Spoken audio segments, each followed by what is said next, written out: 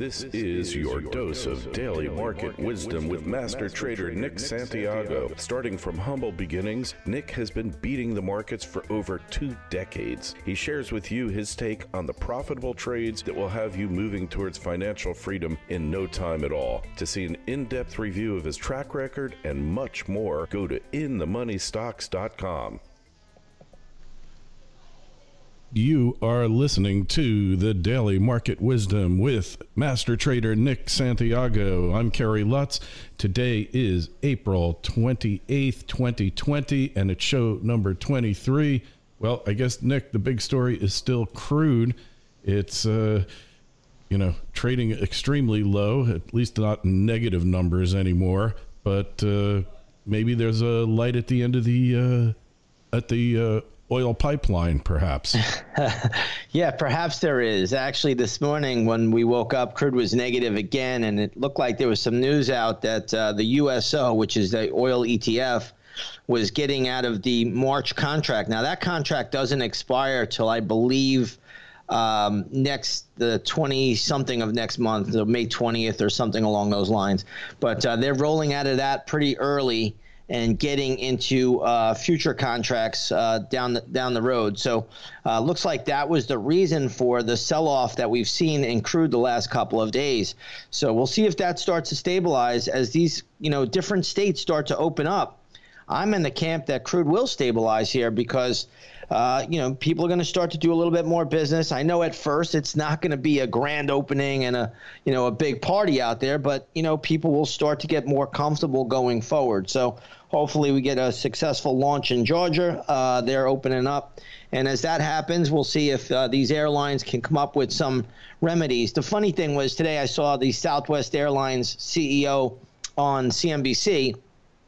Never once did they talk about, giving anybody a 5-minute test before they get on the plane.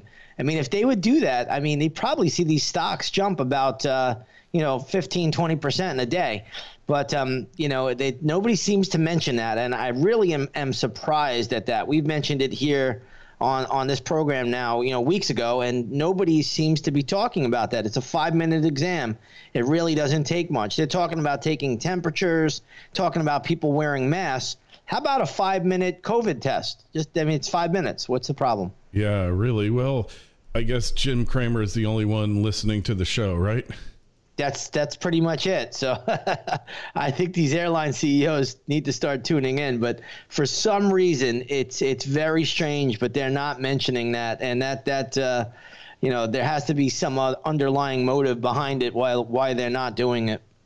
Yeah, well, I don't know, but I know what they will do. It's what they always do, especially with oil so cheap. They're going to offer like discounted fares, like Miami to New York to LaGuardia, $25.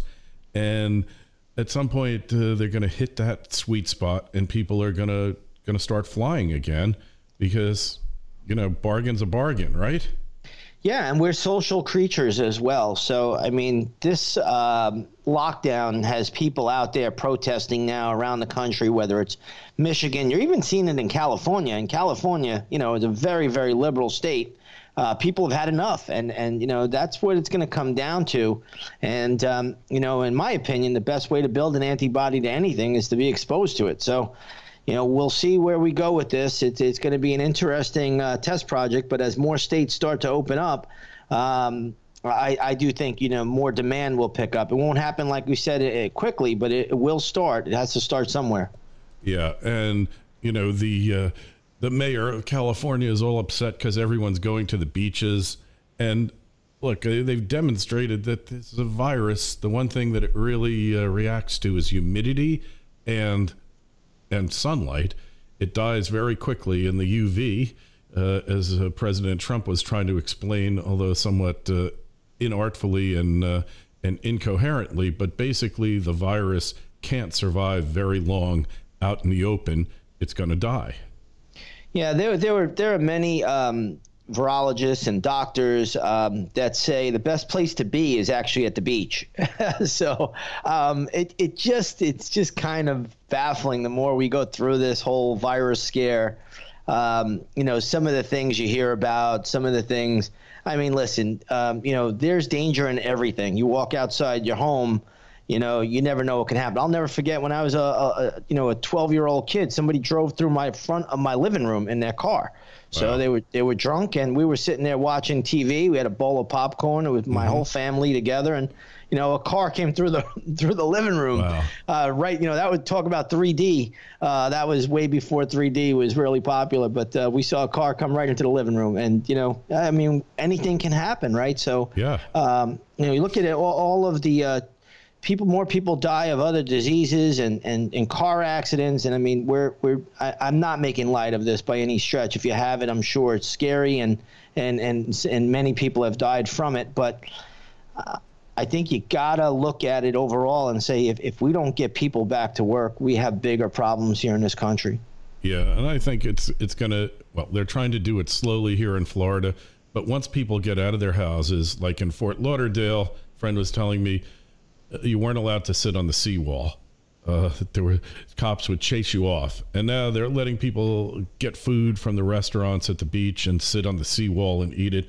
But once they start down that road, people are just going to do what people do and just pretty much forget about it. They figured, like kind of the way I feel, haven't it gotten it to this point, the infection rate is way down, even though the New York Times is trying to conceal that fact and hide it.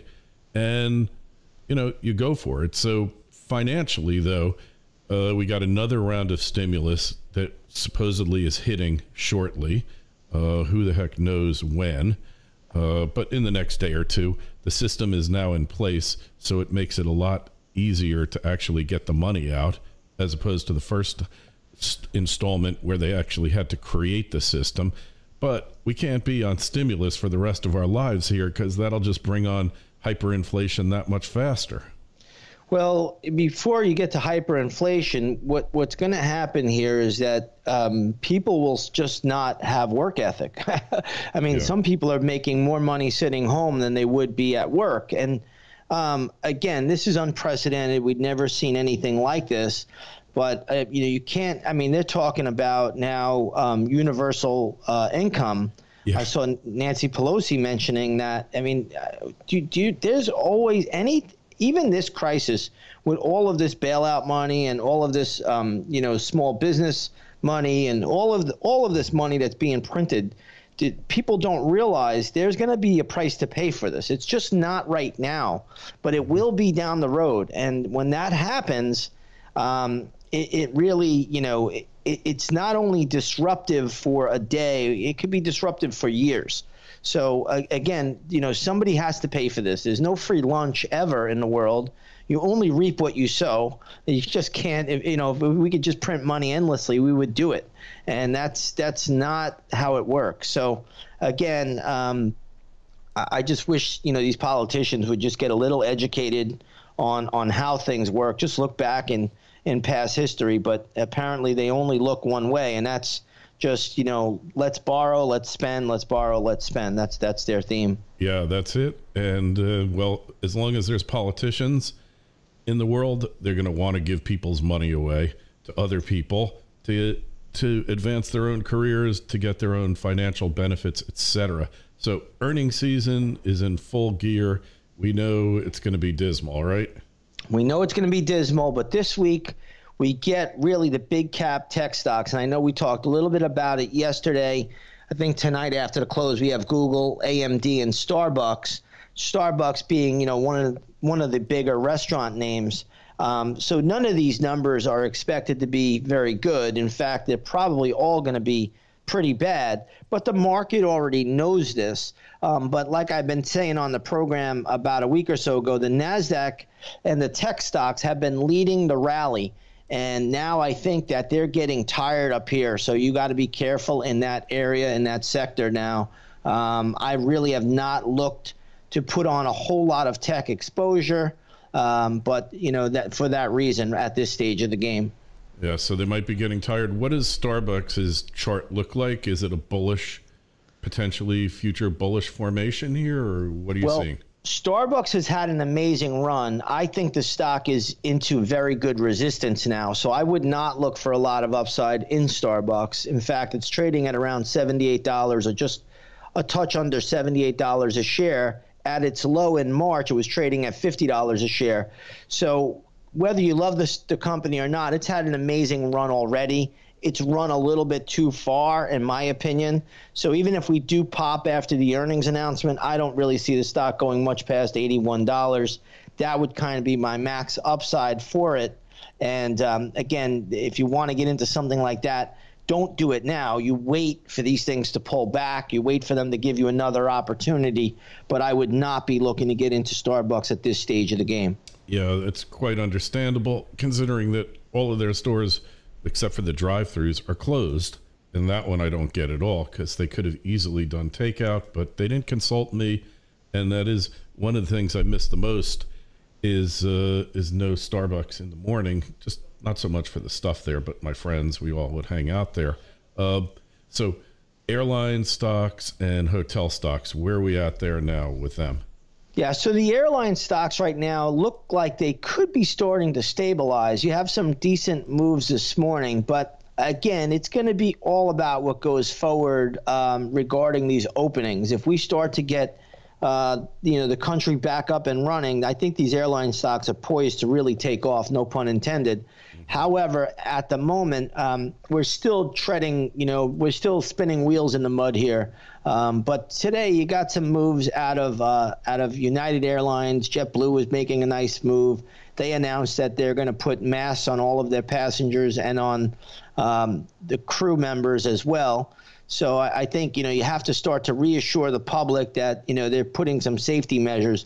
And really, in my opinion, we just talked about it. The ultimate safety measure would be the 5-minute test before you get on a plane. I mean, it's a no-brainer to me, but I just don't get how they're seeing it right now, at least while, you need to build confidence in people getting back on an airplane.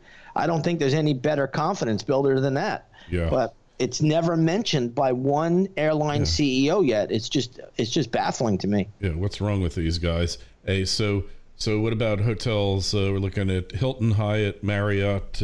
What are the charts telling us there? Yeah, so these charts are holding up excellent right now. Hilton, I was in that via the option market. I took my profits in a day. It was Hyatt I had, excuse me. Yeah, Hilton, Hilton chart looks they all look the same. Hilton, Hyatt, Choice. You can look at Marriott. So these are all very, very good chart patterns right now. I will be getting into one of these stocks, if not a few of them, shortly, but they have earnings this coming week. So I like to let these earnings pass and then jump on board. I really don't want to do anything ahead of the earnings announcement, just in case, the market reaction is not positive. You never know what's going to happen with an earnings announcement. Yeah. It's almost like a wild card, how the market reacts. So, but I love the chart patterns that are setting up. I'll wait till after the earnings are released. And then whatever stock looks the best, I'll jump on board there again. Makes total sense. And just as an anecdotal aside, so I've been planning a trip up to Georgia this weekend because I got to get a haircut. I mean, I just have to. And have some fun. And stuff is opening up there. I've already got reservations, a couple restaurants. And the hotels, like you can get 3-4-star hotels for under $100 on like Priceline and one of those sites, hotels. It's really a bargain hunter's paradise, but the bargain hunters are too scared. They're too hunkered down in their living rooms to really make the move. Well, that's typical though. If you turn on your evening news, I mean, you're almost scared to breathe the air in your own home. So, it's really, I mean, it's almost terrifying. I've done a lot of research on this virus and other viruses as well. And obviously I know the charts, but, a lot of people don't realize when, this is being compared to the Spanish flu back in 1918, but the Spanish flu just ran its course and then it was done. There was no vaccine. There was nothing. And business didn't even close. Now, there were quite a few deaths around the world. I think it was probably 2 or 3 million. I mean, that's worldwide, but that was it. It ran its course. People had antibodies, and they went about life after that. And believe it or not, the stock markets barely took a hit. They didn't even really go down. This time around with the shutdown and, calling it a global pandemic, the game playing that is being done by the media, it's really disgraceful. I mean, it's not a time for that. But I mean, the fear out here is just absolutely terrifying, and I get it. When you watch the news at night, it is really, really scary. But I just think the whole process should have been reversed. I think you should have quarantined the elderly, you should have quarantined anybody with a pre-existing condition, and let everybody else go about life. And, that would have been the sensible thing to do. And then, this thing would have run its course a lot quicker. Back in 1918, they didn't do anything. Right. They did nothing. And they put people in sunlight to treat them because they found that the sunlight really helped people recuperate much faster than staying in a dark hospital room. So just interesting aside there. And think about this for a minute. What happens to your body when you get sunlight? You develop vitamin D. Yes. And, so, I mean, maybe everybody should go out and take a little vitamin D too, just to give themselves a little boost. Yeah, I've been doing it for years. And finally, gold and silver. We had the SLV trade. Is still looking okay there. Yeah. Silver is down, a little bit. Today, it's down 5 cents on spot. SLV is down about, let me look at my chart here, down 14 cents. I mean, that's healthy. You don't want to see things go up in a straight line. The market is sold off from its morning gap higher open. So, to see silver and gold do what they're doing, that's really what I want to see. I don't want them to go up right now. Consolidate. Then you build your base, and then you work off that, and you start to make new highs. If you go up too fast and you make a parabolic move, it's going to be all over. And that's, we've seen that. All you got to do is go back and look at any chart out there in the month of January and February. Galactic Space and the rest of those charts all made those patterns, and you see what happened afterwards. Oh, yeah. We know when things go parabolic. We've seen it over and over and over again. That's one thing that never ends, that speculative boom and then the bust that follows. And some things are just universal. Anyway, that's it for today. So make sure you go take a look at Nick's site, inthemoneystocks.com. Got his up-to-the-date, up-to-the-minute trading record there, a whole bunch of other useful items, useful content that will help you successfully navigate the markets. And any questions or comments, email us, kl@kerrylutz.com, kl@kerrylutz.com. Nick's Twitter feed is @ITMS, @ITMS. And Nick, we'll talk to you tomorrow. Thank you, Kerry. Have a great day.